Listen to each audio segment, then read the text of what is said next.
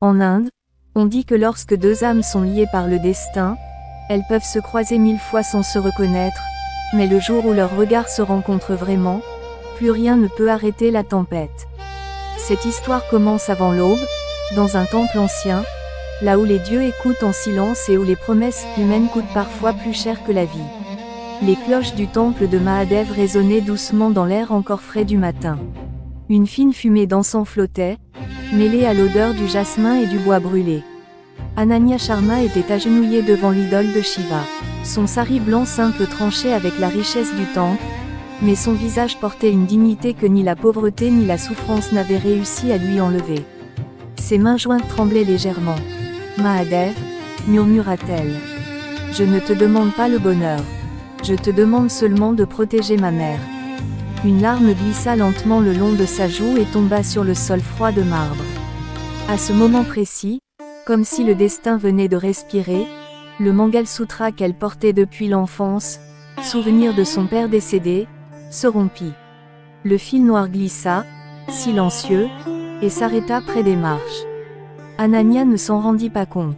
Une silhouette masculine s'approcha, grande, calme, assurée. Aryav Singrator se pencha, ramassa le Mangal Sutra, puis leva les yeux.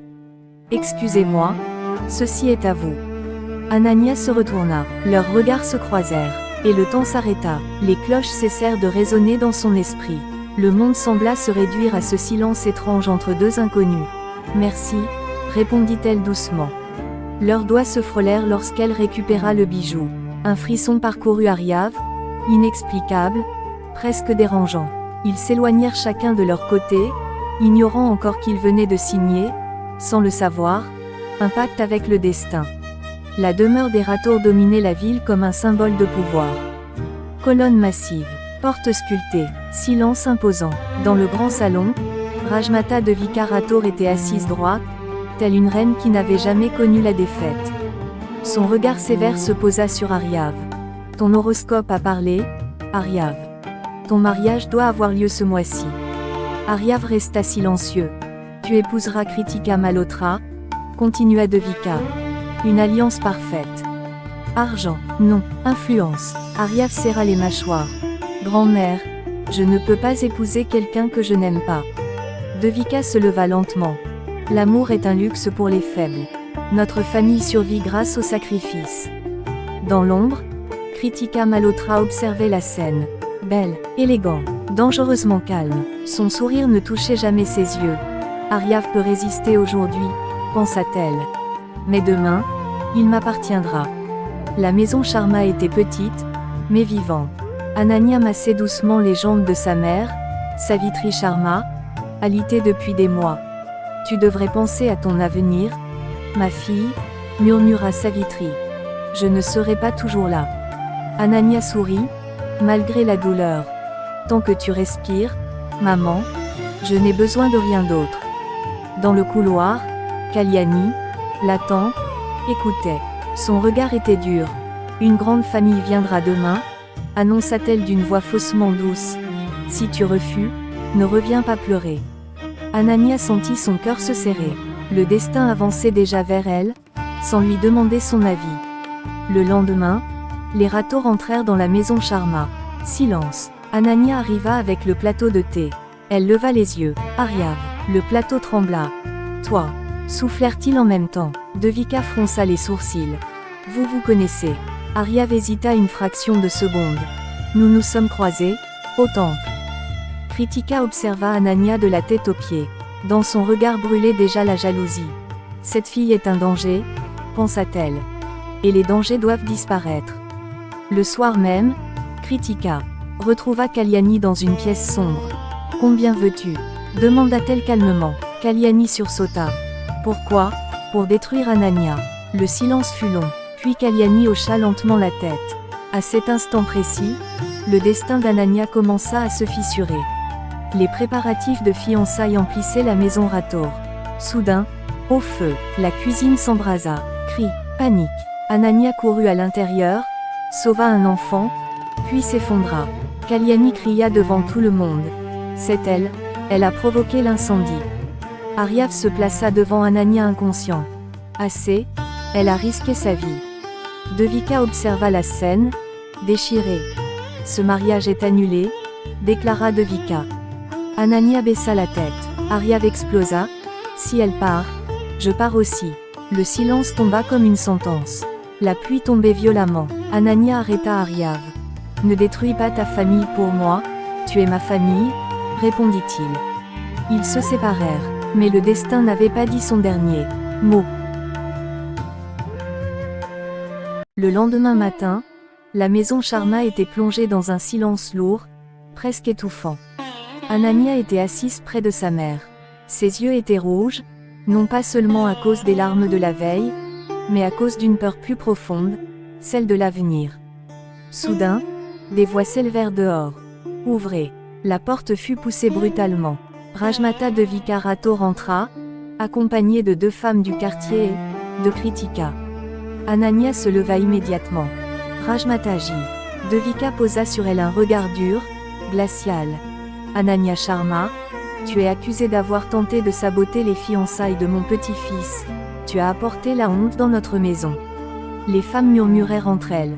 Ce n'est pas vrai, murmura Anania. Je jure sur ma mère, Kritika s'avança, faussement bouleversée. Rajmataji, je ne voulais pas en arriver là, mais certaines femmes utilisent la pitié comme une arme. Ces mots furent comme des coups de couteau. Savitri tenta de se lever, mais son corps la trahit. Ma fille est innocente, pleura-t-elle. Devika resta silencieuse un instant, puis déclara, à partir d'aujourd'hui, les Ratour n'ont plus aucun lien avec cette famille. Elle se retourna sans un regard de plus. Les murmures devinrent accusations. Anania resta debout, droit, mais son cœur se brisait lentement. Aryav apprit tout le soir même. Ses poings frappèrent violemment la table. C'est un mensonge, grand-mère. Tu as condamné une innocente. Devika détourna le regard. Parfois, la vérité coûte trop cher.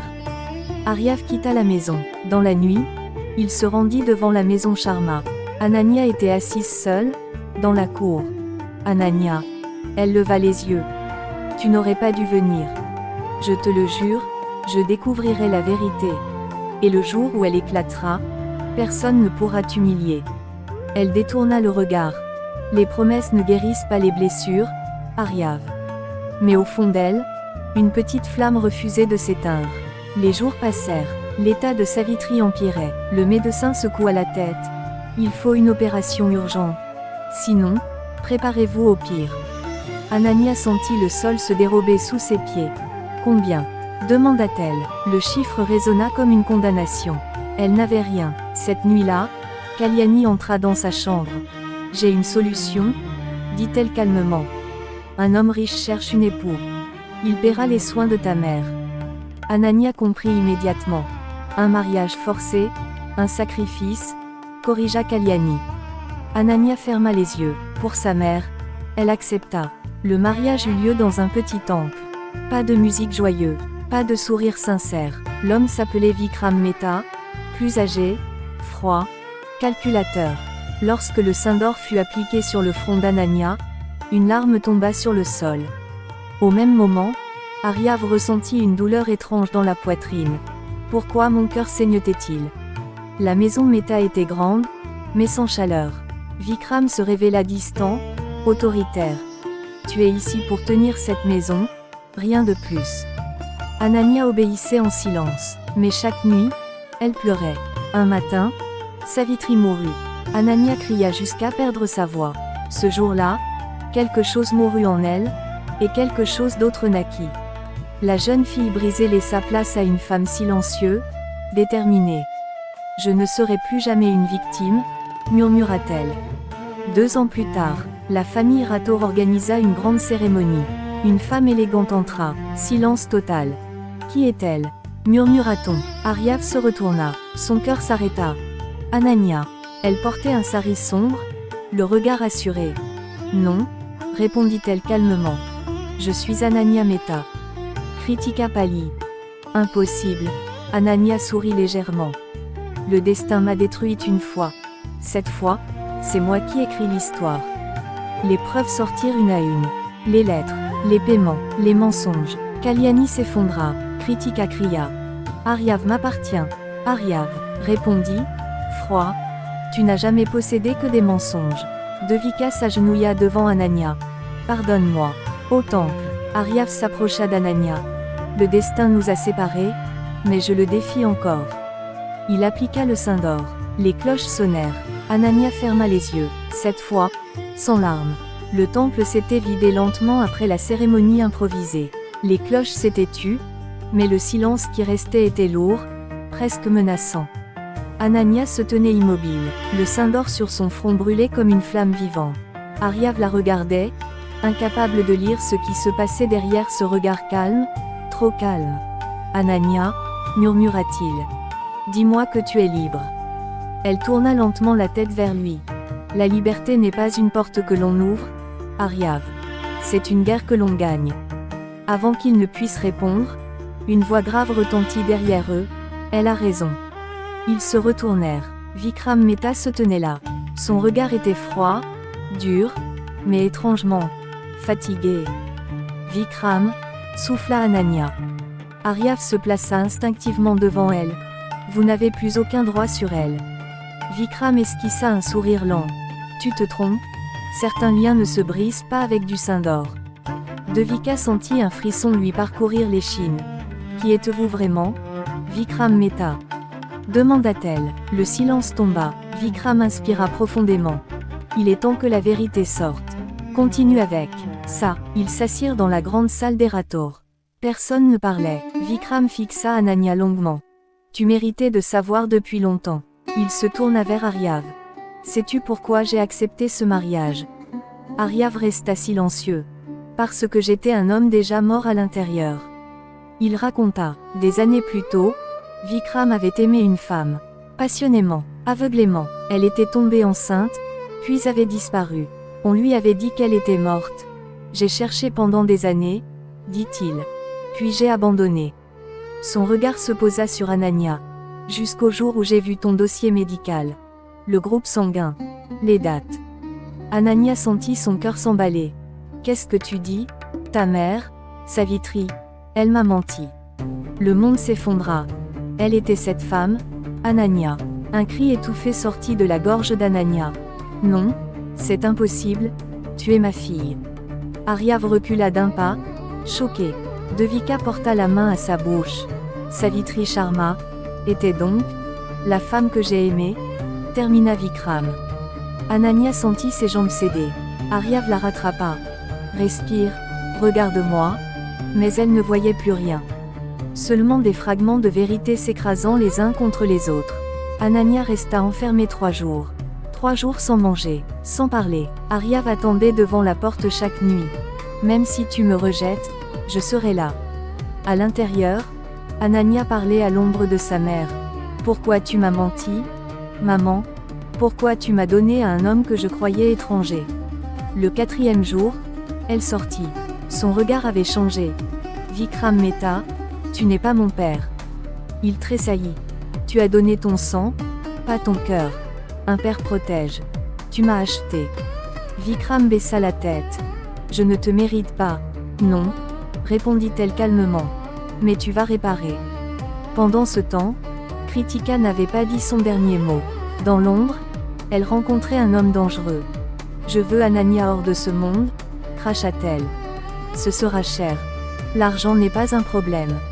Le piège fut posé. Un faux accident. Une route isolée. Une nuit sans lune. La voiture d'Anania dérapa. Le choc fut violent. Aryav arriva le premier. ANANYK. Du sang. La pluie. Les sirènes. Si elle meurt, je meurs, murmura-t-il. À l'hôpital, le temps s'étira comme une torture. Le médecin sortit enfin. Elle vivra. Mais quelque chose a changé. Aryav entra dans la chambre. Anania ouvrit les yeux lentement. Aryav, je suis là. Si je survis, ce sera pour vivre selon mes règles. Il hocha la tête. Je marcherai derrière toi, devant toi, où tu voudras. Les preuves contre Kritika furent irréfutables. Les enregistrements, les transferts d'argent, le témoignage du tueur à gages. Elle cria, elle supplia, elle s'effondra. Aryav est à moi. Aryav répondit, sans émotion. Tu n'as jamais su aimer. La police l'emmena. Le silence retomba. Anania se tint devant le temple, Une dernière fois. Aryav attendait. Si je t'épouse, dit-elle, ce ne sera pas par destin. Ce sera par choix. Alors choisis-moi, répondit-il. Elle posa sa main dans la sienne. Je me choisis moi, et je te choisis avec moi. Anania ne devint pas seulement l'épouse d'Aryav Rator. Elle devint une femme respectée. Une voix, une force. Et chaque matin, en regardant le sein d'or sur son front, elle se souvenait, continue.